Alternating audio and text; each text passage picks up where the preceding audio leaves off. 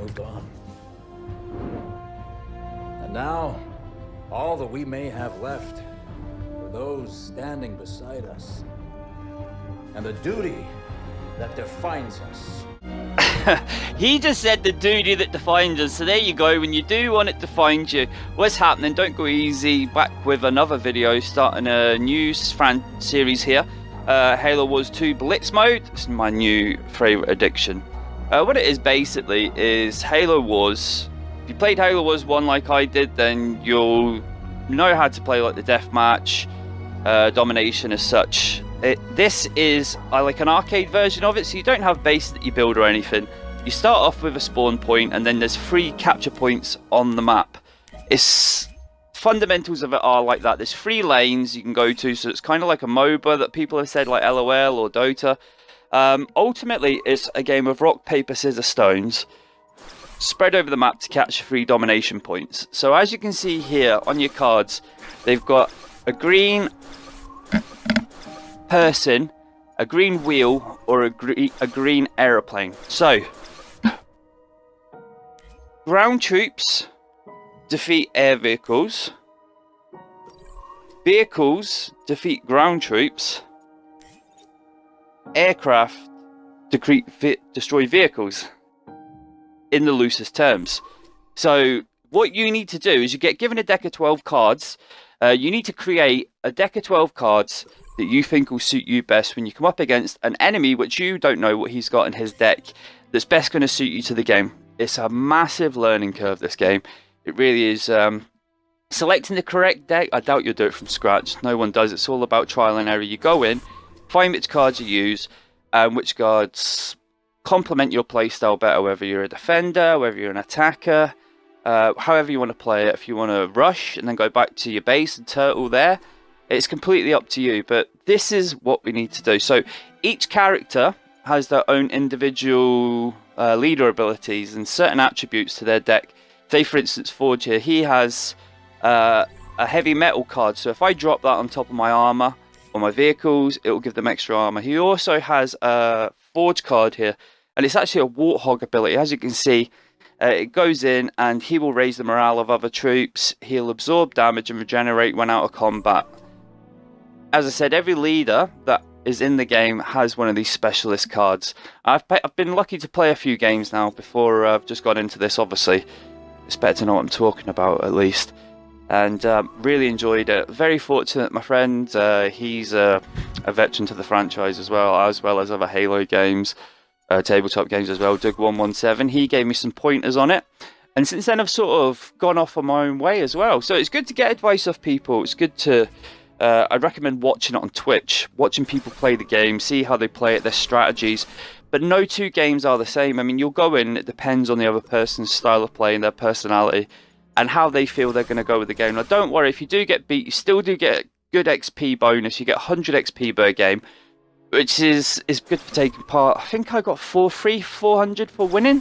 So, you know, it's early doors yet. I'm feeling a lot more confident going into the game. At first, I was nervous, scared, anxious. I didn't really want to go in until I knew what I was doing, because it's a whole new thing to me. I'd never played it before. I played a bit on the beta, but yeah, really enjoying it. Very addictive. So for packs then, you can buy them in the store, but this is definitely not pay to win. You can get packs from completing the campaign. You get packs every time you level up, and they give you cards. Now, as you can see here, you'll get units. Say for instance, they're the Jackrabbit, and then I've got a veteran Jackrabbit, and that has an ability to detect. You'll see that some of the cards are level 2, level 4, level 1. What that happens is, as you draw a duplicate out of the deck, it's not just a duplicate, it adds to the card's value that they've got, and that then moves on to the next level. One thing to clear up as well, which I wasn't sure with this, is your cards are permanent. You don't put them in your deck and then they're expended after one game. You keep that card. So I was really, really happy when I heard that. I thought this was going to be like a money-making system where, you know, you use your cards, play your deck, and you never get to see them again, but you keep them at all times. So you're actually building up. The more you play, the higher the rank of your units will come, and it will help you greatly over time. So, but don't be intimidated. See, if you do go into matchmaking, you come up against someone on a higher level, just go in and play it and learn. As I say, try the different leaders, try different tactics, mix it up a bit. Don't rest on your laurels. Don't become too dependent on one leader, for instance. So here I am. This is a couple of games in. This guy's like level 14, if I remember rightly, and I was level 4 at the time. I changed it up, going with different leaders to do daily challenges, which give you a massive XP boost. And this leader I hadn't used before. I've been generally using like Forge. So as you can see on the map there in the bottom right hand corner, there's the mini map. You've got point A, point B, point C. The idea is to capture the points. A lot of people think you need to capture and then defend the points, but you don't actually have to do that. Just going over the flag, like in hardcore domination on COD, run over the flag and it's yours. You don't need to stay on it. A lot of people make the mistake of staying on the flag, and then that's how they get punished.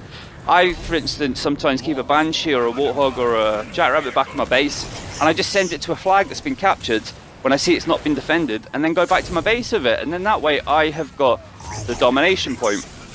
You win it basically by winning 2 domination points out of the 3.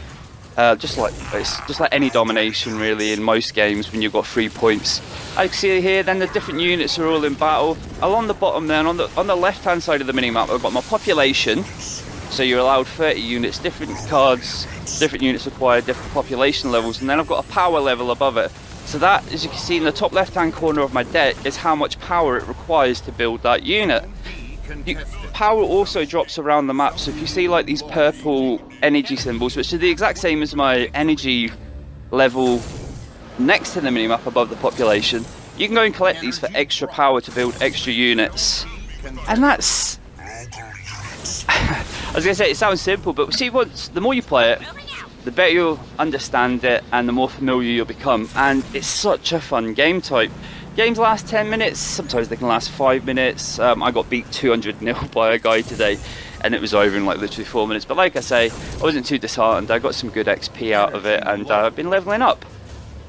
But yeah, really enjoying it. So it was just a little bit of a tutorial today then, an introduction to the game as such, and just to let you know, I will be doing videos on this coming forward because I'm really enjoying this, and if I play it half as much as I played Halo 1, then you'll be seeing lots of videos on this.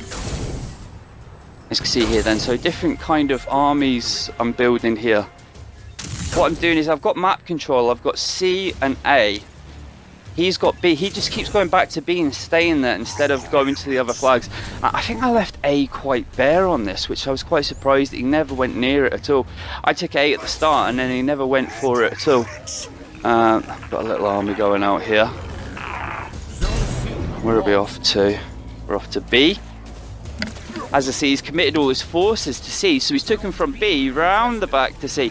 I would recommend as well, if you're wanting troops to go to a point, play the tutorials to teach you about jumping between units, traveling around the map, fast changes and such. He's gone all the way around B, down the back, so he's gone south, and then he's gone north, east to get to C, and then he's gone up, north, west, and then came back down south. If you're going to do something like that, make sure you stay close to your troops and actually find the quickest route for them, because they are just gonna... it's pretty stupid the routes they'll find.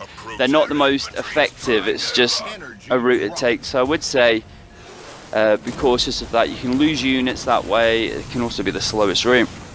And as you can see here, he's trying to sit outside my base, trying to catch me, but I've already got past him. His army's now sat outside my base because of the way he's indicated them to get back to the flag. And there I go, I capture C and an easy victory in the bag. Well, thanks very much guys, I hope you enjoyed this. Leave a like and a comment if you want to see more, and remember to check out the channel for more videos. Thank you, bye.